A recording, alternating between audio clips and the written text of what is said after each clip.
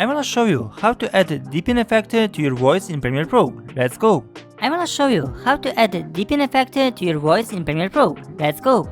To create this effect, first of all you need to record the voice clip. To start, go to the effects and write pitch shifter. Drag your pitch shift effect to your audio clip. Following, go to the effects control. Under the pitch shifter, find the custom setup. Open the panel where you can adjust the tone of your voice. In case if you wanna make your voice deeper, move the semitone slider to the left.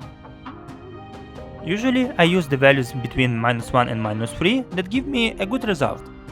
Of course, if you slide the contour to the right, your pitch will rise instead. Everything is ready, let's hear the result.